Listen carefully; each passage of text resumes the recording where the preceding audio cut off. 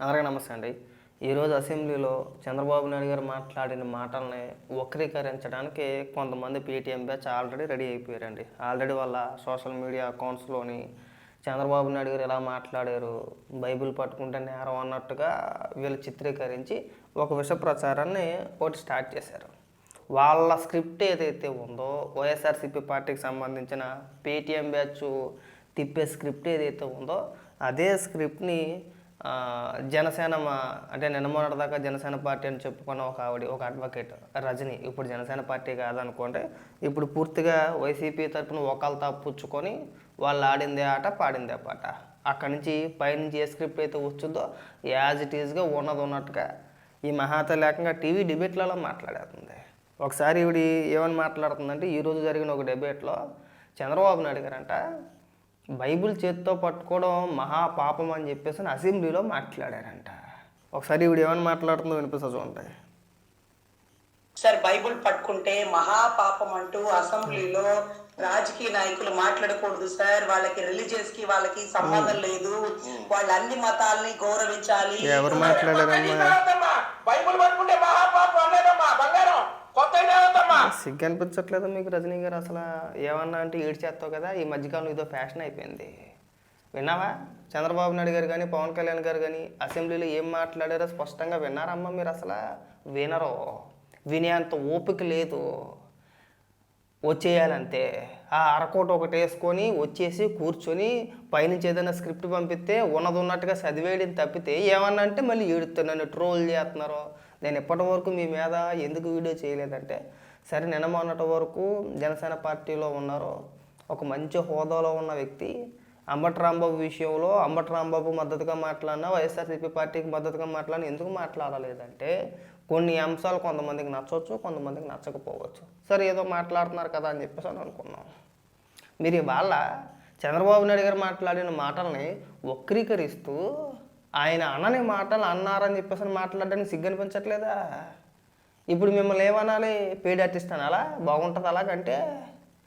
కనీసం ఆ మాత్రం ఇంగిత జ్ఞానం లేకపోతే ఎలాగండి? పైగా అదొక విక్టిమ్ కార్డు మనకి. మళ్ళీని నన్ను Telugu Desam party social media troll చేస్తున్నారు. మిమ్మల్ని ఎవరు చేశారమ్మా తెలుగుదేశం పార్టీ సోషల్ మీడియా? అసలు మీ గురించి మాట్లాడడానికే మేము ఇష్టపడం. అసలు మీరు ఒక వ్యక్తి జనసేన పార్టీలో అధికార ప్రతినిధిగా ఉన్నారని మీరు రీసెంట్గా అంబటి రాంబాబు విషయంలో మీరు మాట్లాడేంత వరకు మాకు తెలియదు. మీరు జనసేన పార్టీ అధికార ప్రతినిధి మాకు మేము ఎప్పుడు చూడలేదు మిమ్మల్ని, మాకు తెలియదు మీరు ఎవరో కూడా. మెజారిటీ తెలుగుదేశం పార్టీ సోషల్ మీడియాకి మీరు ఎవరో కూడా తెలియదు. మిమ్మల్ని ట్రోల్ చేస్తున్నాం మేము. ఎవడమ్మా మిమ్మల్ని ట్రోల్ చేసింది? గతంలో మీరు ఏదైతే మీ వృత్తిని అడ్డం పెట్టుకొని ఏదైతే జనసేన పార్టీకి సంబంధించిన కార్యకర్తల దగ్గర అధిక మోతాదులో ఫీజులు వసూలు చేశారో వాళ్ళు మీరు తీసుకున్న ఫీజులు, ఆ స్క్రీన్ షాట్లు, ఆ మెసేజ్లు, మీతో మాట్లాడాలంటే ఎంత కట్టాలి, ఎంత ఇవ్వాలి, అవన్నిటిని స్క్రీన్ షాట్లు తీసి వాళ్ళు సోషల్ మీడియాలో వాళ్ళు ట్రోల్ చేశారమ్మా. ఎవరు ట్రోల్ చేశారు? జనసేన పార్టీకి సంబంధించిన కార్యకర్తలు, కొంతమంది కేసులు ఎదుర్కొంటున్న బాధితులు కదా, వాళ్ళు ట్రోల్ చేశారు. మాకేం అవసరం మిమ్మల్ని ట్రోల్ చేయడానికి? ఇది ఒక ఫ్యాషన్ అయిపోయింది ప్రతి ఒక్కరికి కూడా. మనకి పార్టీలో ఏదైనా పదవి రాకపోయినా, లేదంటే ఇంకొక రకమైన కారణాలు ఏవైనా ఉన్నా సరే బయటకు వచ్చేసి తెలుగుదేశం పార్టీ సోషల్ మీడియా మమ్మల్ని ట్రోల్ చేస్తుంది. వైఎస్ఆర్సీపీ పార్టీ సోషల్ మీడియా ఎంత గొప్ప వాళ్ళు షర్మిలాని అడిగితే చెప్తారమ్మా. ఇక నువ్వు వచ్చి సర్టిఫికేట్ ఏమి ఇవ్వవలసిన లేదు, వైఎస్ఆర్సీపీ సోషల్ మీడియాకి నువ్వేం సర్టిఫికేట్ ఇవ్వవలసిన లేదు. సొంత చెల్లి షర్మిలాని పచ్చి బుర్రలు తిడతారు వాటికి కూడా. షర్మిల ప్రెస్ మీట్ పెట్టి గొల్లు నేర్చింది. ఏడవలేదా? అక్కడ దాకా ఎందుకు సోషల్ మీడియా దాకా వెళ్ళిపోయావు. ఇవాళ నువ్వు వీరుడు ధీరుడు అని చెప్పేసి నువ్వు భుజాన్ని ఎత్తేసుకుంటున్న జగన్మోహన్ రెడ్డి ఒక సభలో మాట్లాడుతూ షర్మిల కొడుకు పెళ్ళికి శుభలేఖ ఇవ్వడానికి చంద్రబాబు నాయుడు గారి ఇంటికి వెళ్తే పసుపు చీర కట్టుకొని చంద్రబాబు నాయుడు గారిని ఇంప్రెస్ చేయడానికి వెళ్ళింది అని మాట్లాడాడు. ఏ అన్న అయినా సరే సొంత చెల్లిని ఉద్దేశించి అలా మాట్లాడతాడా? ఇవాళ నువ్వు వీరుడు సూర్యుడు బాబా సోషల్ మీడియాకి గొప్ప సోషల్ మీడియా, ఏ మహిళలు కూడా పన్నెత్తి మాట అనరు. సిగ్గు అనిపించట్లేదమ్మా మీకు? ఇవాళ జనసేన సోషల్ మీడియాని ఏమీ అనలేక అడిదిప్పి తెలుగుదేశం పార్టీ సోషల్ మీడియా మీదకి వచ్చేసింది అమ్మ ఈవిడ, ఈ మహాతల్లి. చూపించమ్మా. ఒక తెలుగుదేశం కార్యకర్త కానీ ఎవరైనా నీ పైన ఒక వీడియో మాట్లాడినట్టు, నీకు వ్యతిరేకంగా మాట్లాడినట్టు, నిన్ను తిట్టినట్టు, నిన్ను దూషించినట్టు ఒక్క వీడియో చూపించు. మనం మాట్లాడితే కాగ్గొంతుకు వేసుకుని ఏ అని ఏడ్చేయడం కాదు. ఆ ఏడ్చేయడం విమర్శించాడు. ఎవరమ్మా మిమ్మల్ని తిట్టేసింది?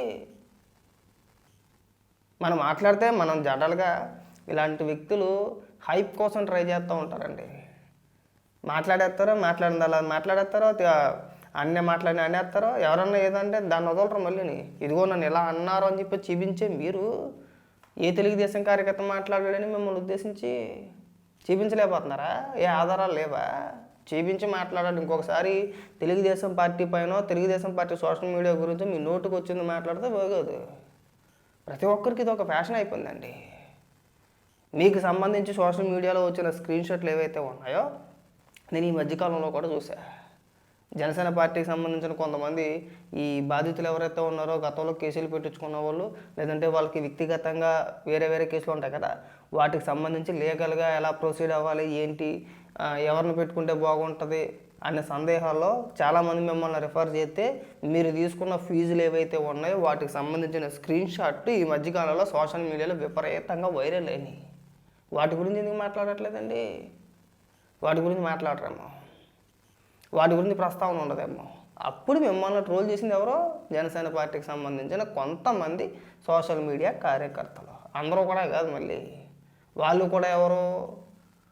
నువ్వు ఏదైతే అడ్వకేట్ అని చెప్పుకుంటున్నావో వాళ్ళు ఎవరైతే కేసులు ఎదుర్కొంటున్నారో ఆ కేసులకు సంబంధించి నేను అప్రోచ్ అయ్యి నిన్ను కలిసి దీన్ని ఏ విధంగా ముందుకు తీసుకెళ్ళాలంటే నువ్వు వాళ్ళ దగ్గర తీసుకున్న ఫీజు ఏదైతే ఉందో దానికి సంబంధించిన స్క్రీన్ షాట్లు, నువ్వు వాళ్ళతో మాట్లాడాలంటే ఎంత తీసుకుంటావు, కనీసం నువ్వు ఫోన్ ఎత్తి మాట్లాడాలంటే ఎంత తీసుకుంటావు అనే స్క్రీన్ షాట్లు వైరల్ చేశారు.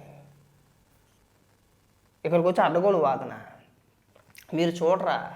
అసెంబ్లీలో ఏం మాట్లాడారో చూడరా? పైగా ఎవడో శేఖర్ రెడ్డి పక్కన మేము బైబిల్ పట్టుకుంటాం, ఖురాను ముట్టుకుంటాం, మేము పట్టుకుంటాం. కానీ ఇక్కడ సమస్య ఏంటంటే టీటీడీ చైర్మన్గా అన్యమతస్థులు తీసుకొచ్చి కూర్చోబెట్టి ఇంత దారుణానికి ఒడిగడితే మాకు బాధ ఉండదా? అందరికీ స్వేచ్ఛ ఉందండి, అందరికీ ఉంది. ఇప్పుడు క్రిస్టియన్స్ తరపున మాట్లాడుకోవచ్చు, వాళ్ళ మతం గురించి బహిరంగంగా చాలా గొప్పగా చెప్పుకోవచ్చు, తప్పులేదు. ముస్లిమ్స్ మాట్లాడుకోవచ్చు, తప్పులేదు. మేము హిందువులు అని చెప్పుకోగానే పది పొరముకి ఏదో వచ్చేస్తాడు. వీడి మతం ఉన్మాది అంటారు మమ్మల్ని ఉద్దేశించి. అంటే మా మతం గురించి మేము చెప్పుకోలేము, మళ్ళీ మాకు అదో దరిద్రం అయిపోయిందన్నమాట. ఎందుకు చెప్పుకోకూడదండి? తప్పే ఉంది అందులో. ఇప్పుడు క్రిస్టియన్స్ అని చెప్పుకున్నప్పుడు, ముస్లిం అని చెప్పుకున్నప్పుడు మేము హిందువులు అని చెప్పుకోకూడదా? చెప్పుకుంటే మత రాజకీయాలు చేస్తున్నారంటారు. ఎందుకు చేస్తున్నారండి? ఎవరు చేస్తున్నారండి మత రాజకీయాలు? చేసింది ఎవరండి? జగన్మోహన్ రెడ్డి. పవిత్రమైన తిరుమలలో అక్కడ గతంలో ఈ జెరూసలం వెళ్ళడానికి యాత్ర పేరుతో బస్సు టికెట్లు వెనకాతల ముద్ర ఏం చేశాడా? కొంతమందికి ఏకంగా ఈ పథకాలు లాంటివి కూడా పెట్టినట్టున్నాడు క్రిస్టియన్స్కి జెరూసలం వెళ్ళడానికి. కాదా? జగన్మోహన్ రెడ్డి హిందువా అండి? కాదు, క్రిస్టియన్. మేము చెప్పింది కూడా అదే, తప్పేమి కాదే. ఇప్పుడు ఒక్కొక్కరు ఎవరిష్టం వాళ్ళదే. కొంతమంది క్రిస్టియన్ నమ్ముకుంటారు, కొంతమంది హిందూ మతాన్ని నమ్ముకుంటారు, ఎవరిష్టం వాళ్ళదే. దాన్ని ఎవరో కూడా తప్పు పట్టట్లేదు. కానీ టీటీడీ చైర్మన్గా అన్ని మతస్థులను తీసుకొచ్చి కూర్చోబెట్టాల్సిన అవసరం ఏముంది? అంత అవసరం ఏముందండి? ఇప్పుడు మా మతాన్ని, మా సాంప్రదాయాల్ని జగన్మోహన్ రెడ్డి ఏ రోజైనా గౌరవించాడా? మేము అడిగేది అదే కదా. ఇప్పుడు నువ్వు ఏ మతాన్నైనా గౌరవించుకో, నువ్వు క్రిస్టియన్నా ఇంకోట అది మాకు సంబంధం లేదు. కానీ మా వరకు వచ్చేటప్పటికి మా సాంప్రదాయాన్ని ఖచ్చితంగా గౌరవించాలి వద్దా? మన రీసెంట్గా జగన్మోహన్ రెడ్డి క్రిస్మస్కు దేనికో కడప పులివెందులోనే చర్చికి వెళ్ళాడు, కుటుంబ సమేతంగా చర్చికి వెళ్ళాడు. ప్రతి సంవత్సరం కూడా వెళ్తారు. మరి అలాంటిది ముఖ్యమంత్రికి మతంతో సంబంధం లేనప్పుడు మతాలతో అంటే మీరు మాట్లాడుకుంటూ వస్తున్నారు కదా. జగన్మోహన్ రెడ్డి లాంటి వ్యక్తికి మతాలు ఏంటండి, రాజకీయ నాయకులకి మతాలు ఏంటి అని చెప్పుకొచ్చే మీరు మరి క్రిస్మస్కి కుటుంబ సమేతంగా జగన్మోహన్ రెడ్డి చర్చికి వెళ్ళినప్పుడు, మా పండగలు వచ్చినప్పుడు, మా పండగ సంగతి పక్కన పెట్టేస్తే తిరుమల వెంకటేశ్వర స్వామికి పట్టు వస్త్రాలు సమర్పించేటప్పుడు కనీసం కుటుంబ సమేతంగా వెళ్ళాలని ఇంగిత జ్ఞానం లేదా అండి? మరి ఇది మా సాంప్రదాయాలు కించపరిచినట్టే కాదా? కించపరిచినట్టేనా? మేము అదేగా అడిగేది.